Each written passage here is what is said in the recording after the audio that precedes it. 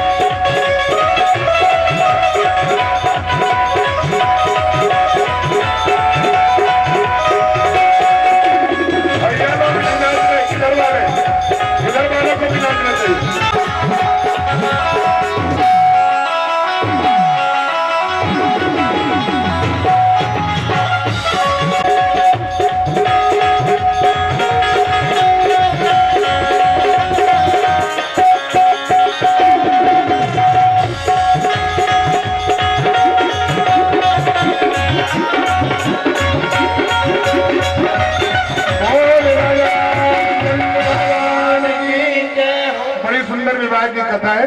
अभी शादी में बारात आएगी तब कुशल मेरे बारे और तुम के निज नैन निहार।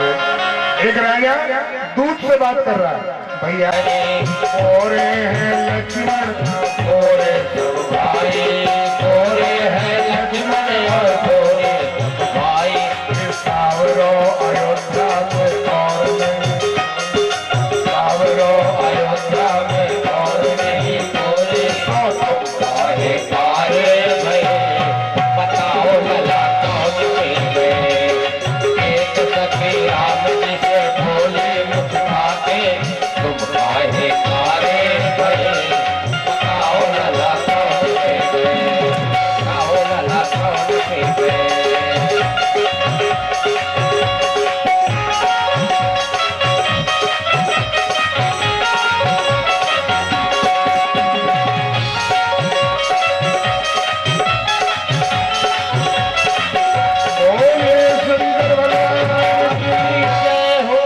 लक्ष्मण जी ने समझाया, देखो हमारे राम जी गोरे होके आए थे, तुम्हारे मिथिलापुरी में आकर भगवान काले हो गए। बोले क्यों?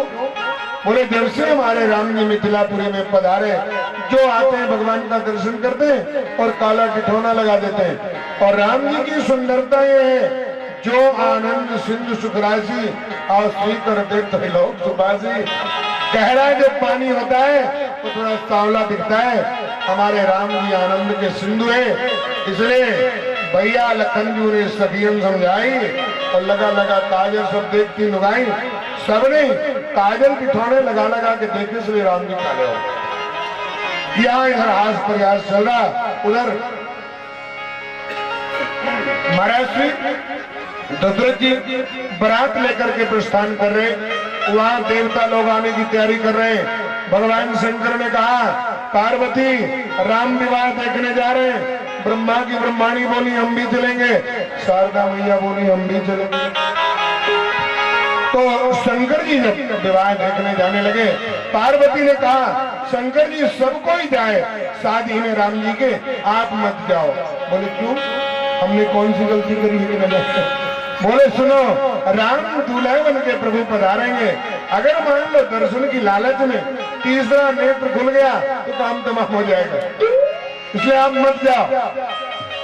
शंकर जी बोले पार्वती मेरा तीसरा नेत्र केवल आग नहीं बरसाता, वो पानी भी बरसाता है। बोले वहां तो काम को दिलाने के लिए तो तब सिर्फ तीसरा नयन उभारा, आग बरसात किया था आपने, परंतु आपकी तीसरे नेत्र से जल भी बरसता है। बोले बिल्कुल बरसता है, जब काम को देखा तो आग बरसाया और जब राम को देखेगा तो जल बरसाएगा। और वो बोले वो काम आम के ऊपर था और इस काम के ऊपर भगवान श्री राम जी विराजे होंगे। कहीं न जाए सब भांति सुहावा, बाज भेष जन काम बनावा।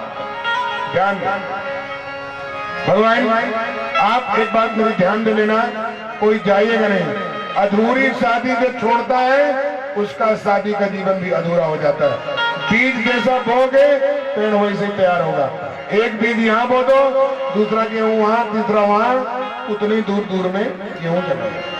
इसलिए राम जी के विवाह की जब तक आरती ना हो जाए तब तक कोई जाइएगा नहीं। राम विवाह को पीठ मत देना, वैवाहिक जीवन में झंझट पड़े तो हमसे कहना मत ये कैसे हो गया। इसलिए जब मैं बोल दूं यहाँ से शादी किसी की अधूरी शादी में जाते हो तुम निमंत्रण में, आधी शादी छोड़ के चले जाते हैं, ऐ मत करो। नहीं तो राम जी की शादी छोड़ के कैसे जाओगे? ले पूरा ध्यान देना, उपवीत ब्याह उछाए मंगल, सुनी जे सागर गावई, बैदे ही राम प्रसाद के जन सर्वदा सुख पावई। श्री रघुवीर विवाह जैस प्रेम गावे सुने, तिनका सदा उछाए भगवान भोलेनाथ।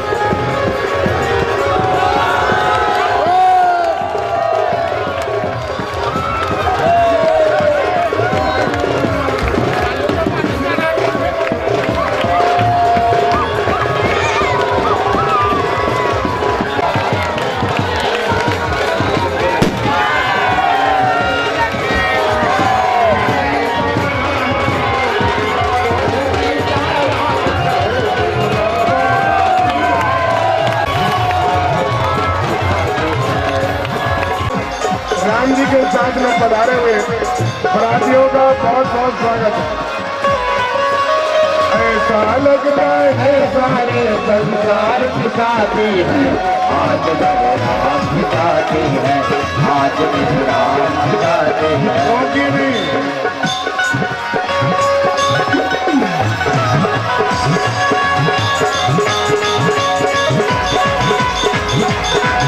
मंच में ले आइए, राम जी को मंच में ले आइए। जय जय श्री राम, जय जय श्री राम।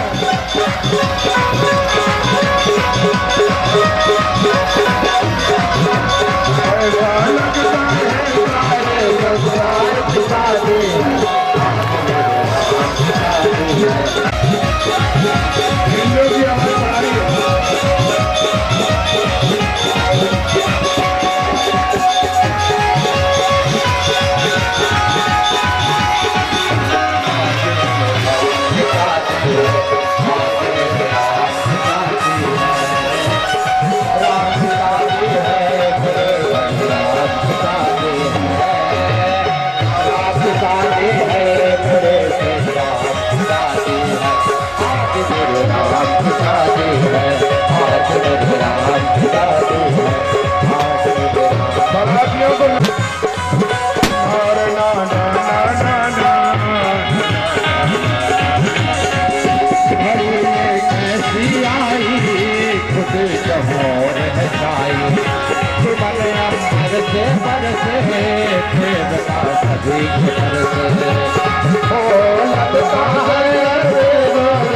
रास्ते से किनारे कर दो, बच्चों को किनारे कर दीजिए।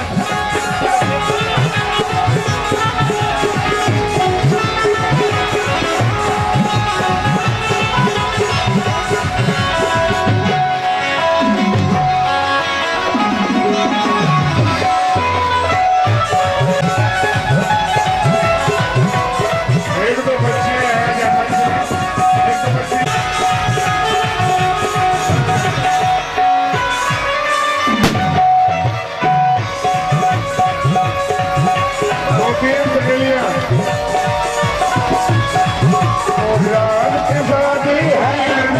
भगवान की शादी है, आज मेरे राम की शादी है, आज मेरे राम की शादी है।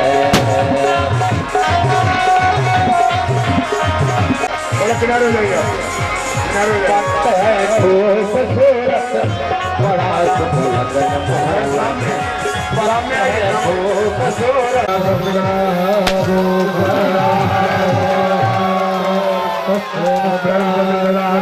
बनाइए आपने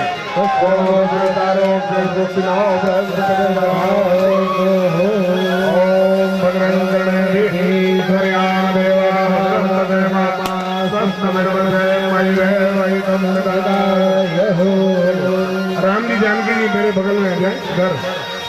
बराती लोग नीचे चले, बराती लोग नीचे। यहाँ दूल्हा दुल्हन के पास बराती का काम नहीं है। बराती वहाँ नीचे नाच दिखाए, खाने नहीं देते बराती। ध्यान नहीं खाने जाएंगे, सामान नहीं सामने।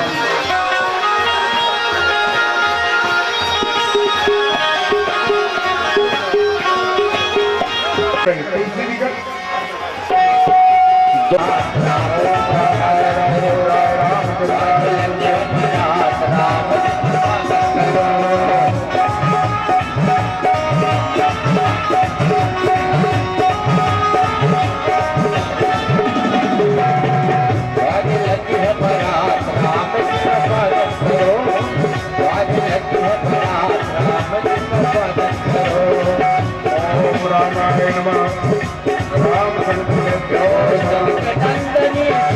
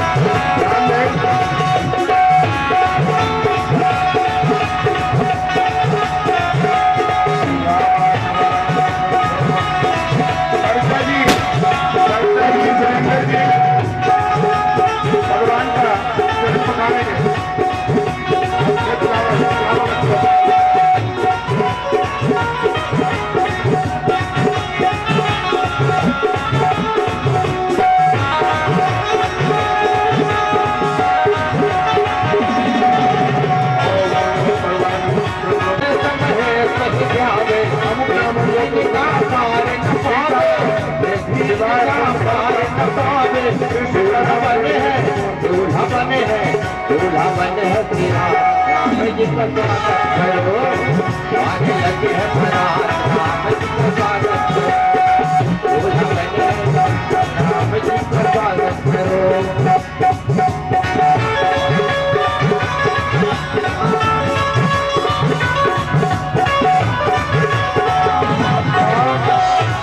पैर पखारने वाले हाथ हो जाइए, जिसके नाम बोल रहे हैं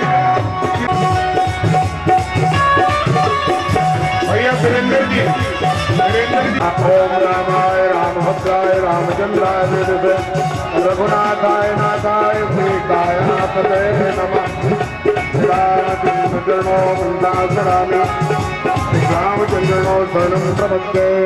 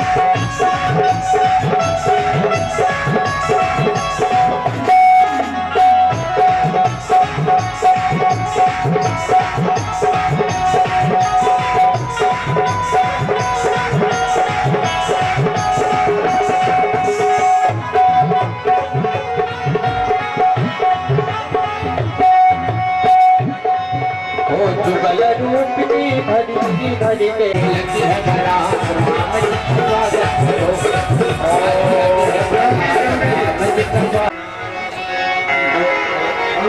इनकी अनाउंसर की आवाज बढ़ाइए, शुक्ला जी की आवाज बढ़ाओ। नीतू जी बढ़ो, पाँव पखारने आए तो पाँव पखारना है। आप लोग धीरे धीरे करके मंच पर आए। जीवन कुमार सिंह और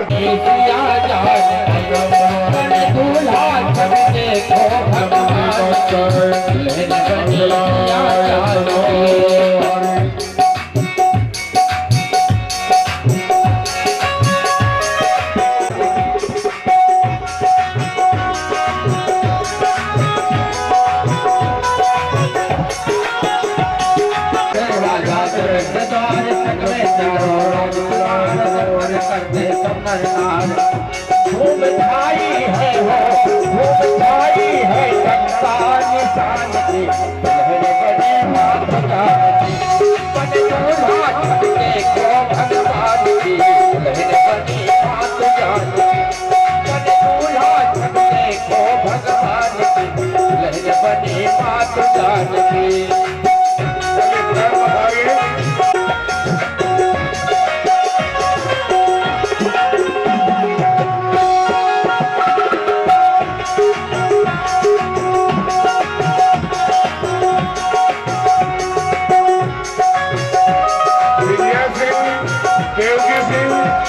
अखिलेश सिंह आए भगवान का चरण पधारने के लिए।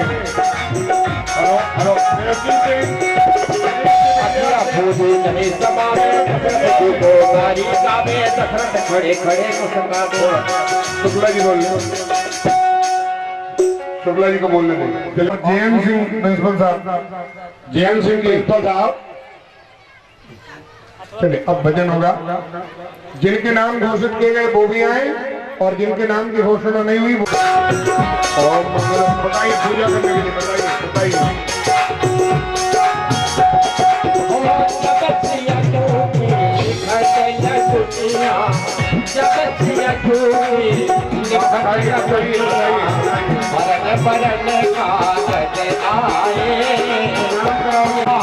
परन के बर आए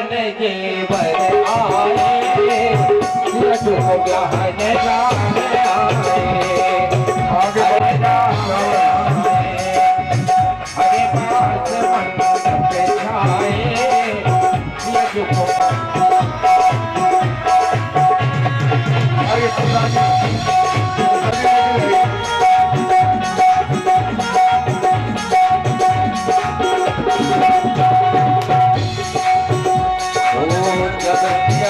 जगती परत भाभी जगती अजूरी परत भाभी परत भाभी परत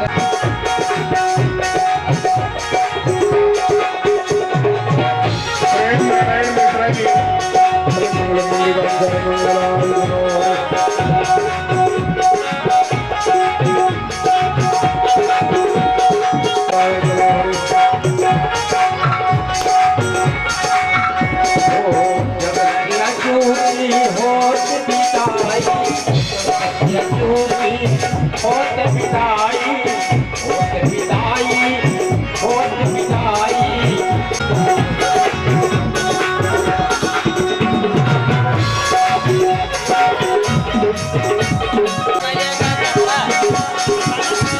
पखार सकते हैं, ये सभी की भगवान की पूजा कर सकते हैं, स्वयं पखार सकते हैं।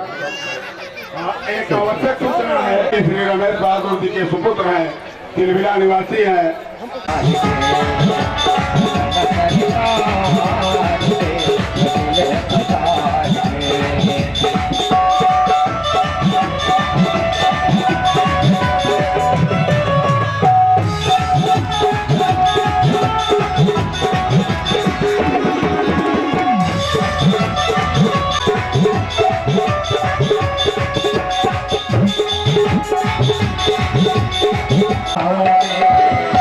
दीवानों में पिटाज के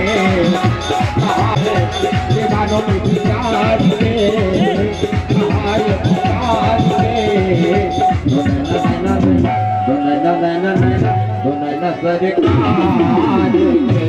दिल है कटाज दिल है कटाज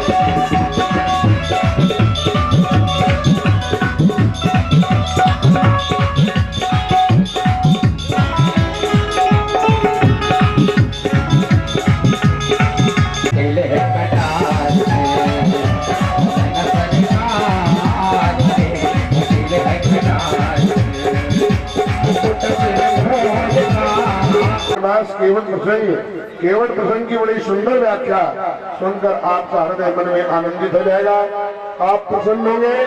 राम बलियान केवल प्रसंग सुने और भगवान श्री राम कथा का आनंद लें, सही समय पर पधारे। कल की कथा में केवल प्रसंग की बड़ी अद्भुत व्याख्या। मंगलम पुंडरीकाक्षाय मंगलाय।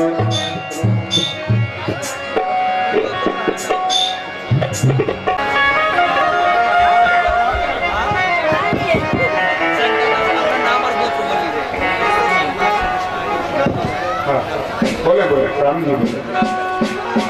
आपकी कथा के महान है वेद बतावे ऐसे और नरेश श्री राम को हम सभी प्रणाम करते हैं। सच्चिदानंद रूपाय विश्वोत्पाद हेतवे तापत्रयी विनाशाय श्री कृष्णाय वयम नमः। भारतीय संस्कृति में दो ग्रंथ लिखे गए, रामायण और श्रीमद् भागवत गीता। दोनों का उद्देश्य विश्व कल्याण और विश्व की शांति है। आज तक कोई भी ग्रंथ पूरे विश्व के चाहिए नहीं लिखा गया जिसके प्राथमिक श्लोकों में विश्व के कल्याण की कामना की गई है।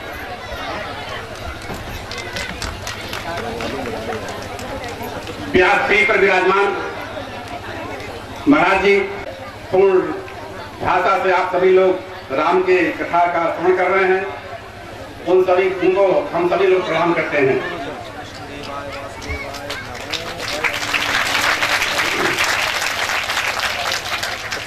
इस संसार में तीन गुरु होते हैं।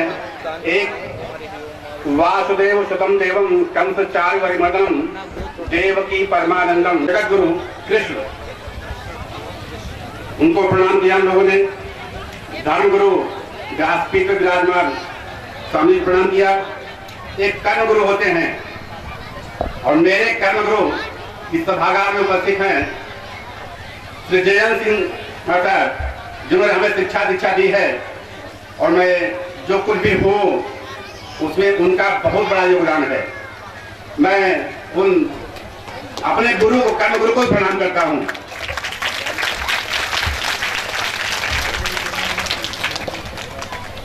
यहाँ पर आप सब उपस्थित हैं, आप सभी लोगों पर राम की कृपा है और राम की कृपा बरस रही है, इसलिए आप लोग यहाँ पर हैं। और इसका प्रमाण मानस में तुलसीदास जी ने किया है। एक सर आवत अति कठिनाई राम कृपा बिनु आई न जाई। जिस पर राम की कृपा नहीं होगी वो यहाँ पर आ ही नहीं सकता है। तो आप सभी लोगों पर राम जी की कृपा है। एक और तथ्य है कि आपके साथ हमेशा वासुदेव कृष्ण भी रहते हैं। भगवान कृष्ण ने स्वयं कहा है, नाहम दघामि वैकुंठे योगिनाम हृदयं च मो भक्ता यत्र गायन्ते तत्र तिष्ठामि नारद। जहां पर मेरे भक्त भजन करते रहते हैं, गुणगान करते रहते हैं, वहां पर निवास करता हूँ। अगर आप सभी में कृष्ण का वास है, कृष्ण आपके साथ है, इसलिए भी आप सभी लोगों को मैं प्रणाम करता हूँ। बहुत बढ़िया, बहुत बढ़िया। संसार में कष्ट है, कष्ट का कारण है और उसके निवारण के लिए हम आते हैं, भगवत कथा सुनते हैं।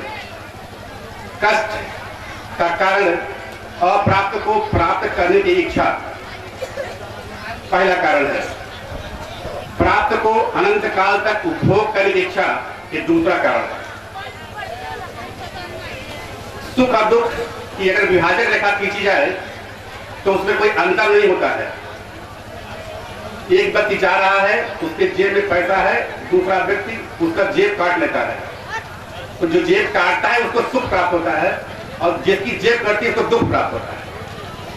लेकिन वास्तव में पैसा निर्जीव है, उसमें जीव नहीं है, उसमें किसी प्रकार का परिणाम का बोध नहीं है। इस प्रश्न को पूछा था युधिष्ठिर से यक्ष प्रश्न, काच वार्ता किमाश्चर्यम कह पंथा कच सुखी, कि संसार का क्या समाचार है, कौन सबसे सुखी है। युधिष्ठिर ने उत्तर दिया था, अस्मिन् महामोह महे कटाहे सूर्याग्निरात देवेन्द्रेण मातर तु दर्वी परिघट्टनेन भूतानि कालो पचत जीवाता। कि संसार पूरा कड़ाहे की भांति है, जीव सब्जी के टुकड़े की भांति है और ऋतु में जीव को सब्जी की भांति चढ़ाकर पचा डाल दिया है। इस प्रकार से सभी जीवों को काल पचा डालता है। यही संसार का समाचार है और यही गति सबके साथ हो रही है। आश्चर्यजनक चीज क्या है, इसके उत्तर में बताया था कि मनुष्य अपने जीवन तक जीता है पर अंतिम समय तक अगर वह उससे इच्छा पूछी जाए तो वह चाहता है कि कुछ समय तक और जीवित रहे। कौन सा मार्ग उचित है, उसके उत्तर में बताया था, वेदा विभिन्ना स्मृतया विभिन्ना नासो मुनिर्यश्च मतम न भिन्नम धर्मस्य तत्त्वं निहितं गुहायाम महाजनो येन गतः प्रपन्था। कि रास्ते अलग अलग हैं, चाहे अध्ययन क्षेत्र हो, चाहे अध्यात्म क्षेत्र हो और चाहे कर्म क्षेत्र हो। आपके समक्ष जो महान लोग हैं, जिस रास्ते का अनुगमन करते हुए कुशलता पूर्वक इस जीवन को पार कर लिए, वही सबसे अच्छा मार्ग है। बहुत बढ़िया। हमारे सामने तीन कथानक आते हैं, एक सतयुग, एक त्रेता, एक द्वापर। सतयुग में हरिश्चंद्र का कथानक आता है जिसमें बताया जाता है कि हरिश्चंद्र बड़े सत्यवादी थे, न्यायप्रिय थे। उनके समक्ष परीक्षा के लिए एक ऋषि जी आते हैं, कहते हैं महाराज जी आप सत्यवादी नहीं हैं। वे कहते हैं महाराज जी कारण क्या है, बताते हैं स्वप्न में क्या देखा आपने। स्वप्न में उन्होंने देखा था कि राज्य संपूर्ण दान कर दिए थे। महाराज जी ने बताया कि आपने दान किया नहीं, तो फिर उन्होंने दान कर दिया। पुनः फिर पूछा कि महाराज अब तो मैं सत्यवादी हूँ, न्यायप्रिय हूँ। कहे महाराज राजर्षि अभी भी आप मिथ्यावादी हैं। कहे वो कैसे? का वो 10,000 असरफिया भी देखिए, स्वप्न में सोचिए क्या किया था। तो स्वप्न में उन्होंने राज्य के साथ साथ असरफिया भी दान देने कहा था। कोषागार मंत्री से कहा कि असरफिया ले आओ। फिर महाराज ने टोका कि तुम दो कबीर हो, जिस राज्य को दान दे दिया उसी में से कोषागार से असरफिया निकाल रहे, और उस असरफियों के देने के बदले में उनको जगह जगह सेवकाई करनी पड़ी, सरनेपरी करनी पड़ी। कुल कहने का तात्पर्य यह था कि उस समय का मनुष्य स्वप्न में भी गलत नहीं सोचता था। हमारे सामने एक युग हुआ था और कथानक आपके सामने यह है कि आप उस कथानक से शिक्षा लीजिए कि स्वप्न में भी गलत नहीं करना चाहिए। दूसरा युग आया, थोड़ा परिवर्तन हुआ, त्रेता युग। त्रेता युग में भाई भाई के प्रति इतना प्रेम है कि पूरे राज्य को सत्ता को लेने को तैयार नहीं है। पिता का पुत्र के प्रति इतना प्रेम है कि पुत्र से विछोह होने पर भी मृत्यु को प्राप्त करना चाहता है। पत्नी उसके साथ इतनी है कि वह 14 वर्ष तक वनवास जाने को तैयार है। अगर आज ऐसा होता, कोई माँ वनवास देती और शादी के पश्चात तुरंत बहू को जंगल जाना पड़ता, तो वो दहेज पालन करना चाहता तो थाने रक्षा हो जाता तुरंत।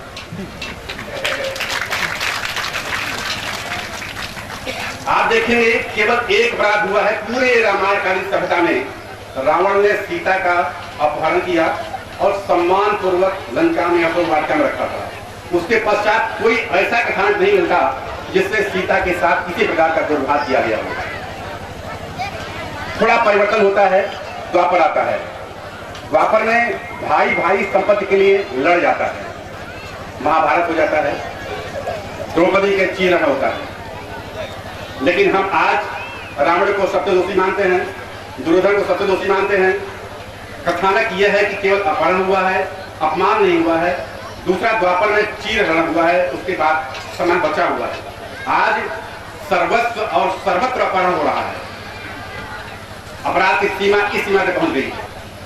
हमें इन तीनों युगों से शिक्षा ये लेनी है कि हम कौन सी सभ्यता, कौन से चरित्र को अपनाते हैं। रामायणकालीन को सभ्यता अपनाते हैं, भाई भाई में विवाद नहीं होता है, पिता पुत्र के प्रति, पिता पिता के प्रति, माँ पुत्र के प्रति जो सम्मान रखती है, तो शांति से जीवन व्यतीत कर सकते हैं। अगर यदि संपत्ति के विषय में बंटवारा करते हैं तो महाभारत के अनुसार युद्ध अवश्य संभावित है। और युद्ध का कारण क्या है? गीता के 18वें अध्याय में लिखा हुआ है, प्रथम श्लोक, धर्म क्षेत्रे कुरुक्षेत्रे समवेता युद्ध माम का पांडवा शैव किम कुर्वत संजय। कि धर्म के क्षेत्र में और कर्म के क्षेत्र में दोनों पांडवों पुत्रों ने क्या किया। धर्म क्या था? विवाद केवल यह था कि राज्य सत्ता कौन उपभोग करेगा। युधिष्ठिर का यह कहना था कि पांडु राजा थे, राजा का बड़ा लड़का राजा होता है, इसके अनुसार युधिष्ठिर को राजा बनना चाहिए। परंतु युधिष्ठिर उस समय अव्यस्त थे, अतएव अव्यस्त को शासक नहीं बनाया जा सकता। एवं बाद में जब युधिष्ठिर व्यस्त हो गए तब उन्होंने मांग की कि वे शासन सत्ता के अधिकारी हैं, उन्हें मिलनी चाहिए। और उस समय तक जो धृतराष्ट्र राजा था वो केयर टेकर शासक था। दुर्योधन का यह कहना था कि राजा का बड़ा लड़का राजा होता है। कुरुपुत्रों में धृतराष्ट्र बड़ा था, पांडु दूसरा छोटा था। नियम के अनुसार धृतराष्ट्र को राजा बनना चाहिए, परंतु वह अंधा था, देख नहीं सकता था, अतएव अंधे को राजा नहीं बनाया था, तो पांडे को केयर टेकर बनाया गया। दुर्योधन का यह कहना था कि अब वह व्यस्त हो चुका है और शासन सत्ता उसको मिलनी चाहिए। इस विषय जो विवाद हुआ, सोचग्रम नहीं उदासानी बिना युद्धेन केशव। दुर्योधन कहना था कि युद्ध सुई के नोक के बराबर भी जमीन नहीं देंगे, बंटवारा नहीं करेंगे। दूसरा, इस विषय का निरूपण निर्धारण पिता या संरक्षक या सरकार नहीं करती है तो विवाद होता है। दूसरा यह कि यदि ऐसा निर्धारण न किया जा सके तो क्या इसका निर्धारण युद्ध से होगा। और धर्म क्षेत्र कुरुक्षेत्र, धर्म के क्षेत्र और कर्म के क्षेत्र में धृतराष्ट्र ने दोनों का निर्णय नहीं किया और परिणाम महाभारत। यदि परिवार का मुखिया या शासन सत्ता का मुखिया व्यवस्था के प्रति आंख मूंद लेता है या देखना ही नहीं चाहता और शासिका देखते हुए भी देखना नहीं चाहती। तो चाहे समाज हो, चाहे राष्ट्र हो, चाहे परिवार हो, महाभारत और संभावी है। इसलिए आप लोगों से अपेक्षा है कि आप अपने बच्चों को वह शिक्षा दें जो राम के चरित्र से मिलती है। आप इसको शिक्षा को ग्रहण करने के पश्चात अपने बच्चों में इसका अनुपालन सुनिश्चित कराएंगे। एक और मैं बताना चाहता हूं, यहाँ पर बहुत से लोग युवा हैं, तमाम विभ्रांतियां हैं। हम लोग उस जमाने के हैं जब लालटेन से शिक्षा लिया, लालटेन से पढ़ाई होती थी और मिट्टी का तेल भी नहीं मिलता था। आज तो लाइट भी है और टेलीविजन भी है और समाचार पत्र भी है। जिस जनरल नॉलेज को हम लोग रटते थे वो आज समाचार पत्र और टीवी के माध्यम से आप याद कर सकते हैं। युवा वर्ग यह न सोचे कि उनके पिताजी नहीं बता रहे हैं या उनकी कोई सिफारिश नहीं है या वो पैसा नहीं दे सकते इसलिए उनकी नौकरी नहीं लग रही है। ये युवाओं की कमजोरी है, ये अपनी कमजोरी पर समाज और परिवार को थोपते हैं। यदि आप योग्य हैं तो आप उस योग्यता की परिभाषा पर पहुंचेंगे, लेकिन आप अपने बुद्धि का सदुपयोग नहीं कर रहे हैं। अच्छा, हम युवाओं से पूछा करते हैं कि वे अपनी ऊर्जा को मोबाइल और टेलीविजन से हटा करके इस कंपटीशन की युग में लाएं, क्योंकि जमाना यह है सर्वाइवल ऑफ फिटेस्ट, तो सबसे योग्य है वही सर्वाइव करेगा। और स्ट्रगल फॉर रेजिस्टेंस एक सिद्धांत है कि आपको अपने अस्तित्व के लिए संघर्ष करना पड़ेगा। मैं यहाँ आने का मूल प्रयोजन अपने गुरु के प्रति सम्मान था। मैं अपने गुरु से यहाँ वह शिक्षा का केंद्र रहा है कि पहले श्री आई.डी. सिंह साहब, श्री ज्ञान सिंह साहब दोनों हमको शिक्षा दिए हैं। और शिक्षा पद्धति वह थी कि स्कूल में ही नहीं, घर पर भी जा करके डंडे लेके जाते थे पढ़ाई करने के लिए। आज वह शिक्षा प्रणाली नहीं है। इस सब के साथ मैं आप सभी लोगों को धन्यवाद देता हूं कि आप लोग ये सुने। महाराज जी को भी प्रणाम करता हूं जिन्होंने अवसर दिया। पुनः प्रणाम करते हुए आप लोगों से हम आशीर्वाद के रूप में आशीर्वाद लेता हूं। थैंक यू, धन्यवाद।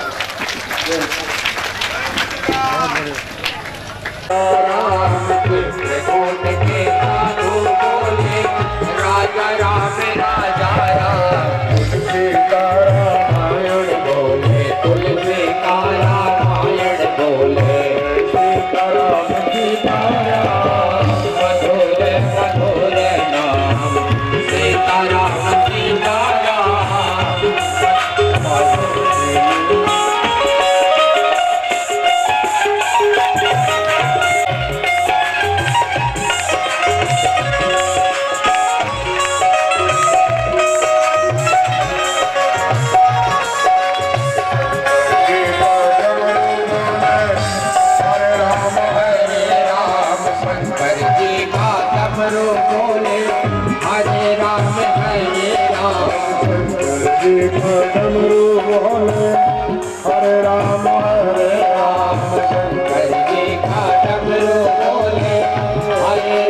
है